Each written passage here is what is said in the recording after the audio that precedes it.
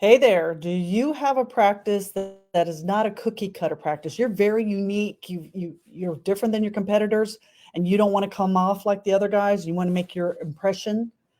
You want to stick around for about 5 minutes here, and I'm going to show you three ways you can do that and get people's attention, get prospects' attention, get customers, clients, patients' attention, and coming to you. So I have a resource of training here. I'm going to go for and share you three ways that cost you $0 to create a concierge experience.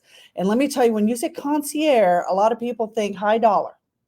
Concierge is not that. It's about, again, the experience. It's not about a grand piano, a chandelier, and having a coffee bar in your office. That's not it, okay? This is stuff you can do for Zippo to create a memorable impression. These are talking points. These are called trigger points for people in social media to talk about, or when they're giving referrals. Concierge experiences make it easier to get ideal patients, but also it increases your referrals. So this is a win-win for you and your practice. And if you give me, again, about 5 minutes, I'm going to go through and break through just three concierge things that you could be doing in your practice. Hey, we have not met before. Right there, that's my name. I'm Dr. Ginger Bratzel, and I've been helping practices all over the country for about 20 years grow their practices by getting and keeping more of their ideal patients. And so when we talk about what everyone else is doing, I want you to first of all look around and say, I want to do nothing that they do. If you're copying in any way what someone else is doing, you're not creating your own experience. Patients and clients put us all in the same group, the worst of healthcare experiences. We don't want that, okay? We want to stand out and make ourselves unique. This is how you get more of your ideal clients and customers and patients. This is how people stay along. If you're having trouble with objections or you have people breaking appointments, it's because you did not create an experience for them to value and create that reference. If you're making appointments for people who shouldn't be with your office, let them go. And if you want to attract the people you want to do, you're going to have to create these kind of experiences for them. I know you're good at what you do, and I know you're nice, but so is everybody else, okay?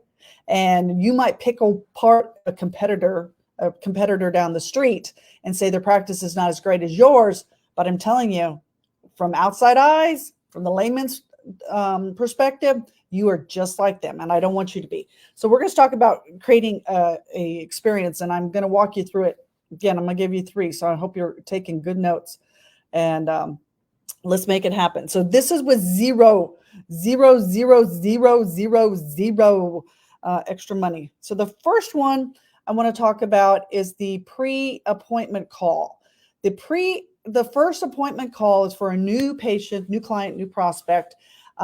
This is not the reminder call that you make from the team. It's not the automation, the AI calling them up and saying they have an appointment and bugging them all the time. So they got a text and they want you to confirm, and then I get an email and then I get a phone number, and you have just become an unwelcome pest. Write that down. Never be an unwelcome pest. You want to make them feel like an invited guest in your life. And so you're going to make this relationship driven.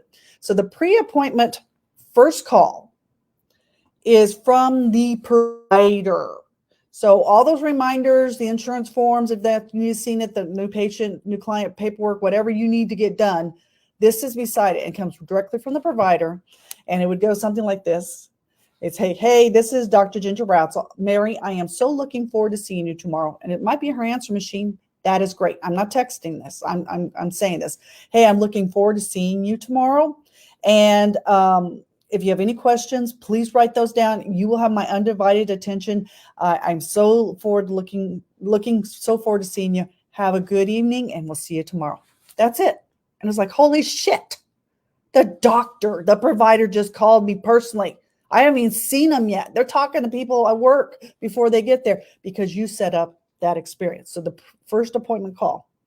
The second one is the valet parking. I'm going to show you that this one blew my mind, and I didn't come up with it. It was a client of mine. I had gone for a concierge day in their office. I was helping them for there. So I pulled up, and the parking for the office was kind of far away, and he catered to a geriatric older patient population, and it said valet parking. And I parked down the parking lot and I walked. I'm like, these people are gonna have a hard time walking. But then I realized when I got to the front door, it says valet parking, and that's what they have for their special patients, their new patients, and it's a valet parking. And so when I got in there and talking to him, I'm like, oh my gosh, how much does this cost you to have a valet?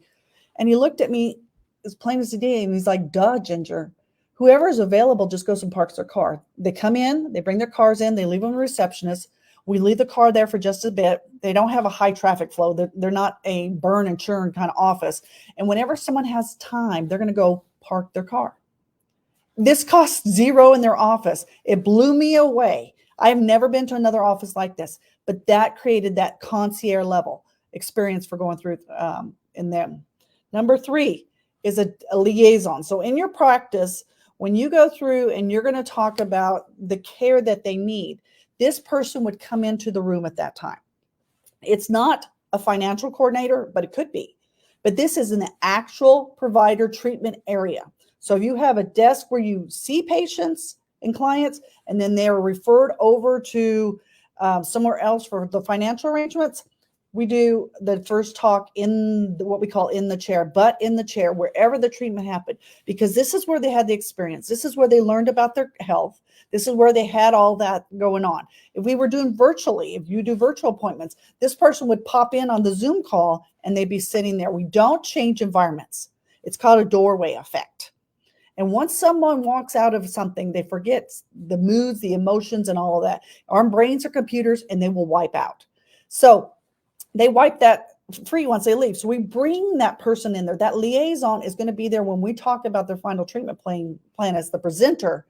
And I haven't had necessarily talked about money, but I'm talking about it, and the patient and the clients go, You know, I've answered all their questions. I've used the words that they had. And then I hand it over to my liaison. If they're going to physically move them into another room and I excuse myself, or if I'm going to drop off of that Zoom or that virtual call and they're going to stay on it, the patient has that person. They are an anchor to move the conversation going on. So it's not that duh when they get to the front office, the front desk, and say, okay, Mary, we're going to start on your treatment. Said, he didn't tell me that. She didn't tell me that. I need that. I didn't know that. So this person has the same languaging that you had. So remember, Mary, when you asked about this and you had your daughter's wedding coming up and he said this, that person is in on the conversation. This person is going to be their liaison and their concierge for the rest of their treatment. So if they have a question, they're going to connect with this person. Your case acceptance goes up 20% to 40% with the liaison. Patients do not space out. It's all that going through. Now, if you want a resource, I just topped on 3. If you want a resource where we build concierge experiences for your practice, hey, hit me up in the comments and just say concierge. Close enough. You know, that's words are hard to spell. Or send me a direct message. Sometimes people like to do that. I have a resource that you can have as part of a training I've done for my clients that goes through the concierge thing. So you can have more people saying yes to treatment. So just hit me up there and I will give you all of that. That is my pleasure to do. Hey, this is Ginger. Have a great day. Take care.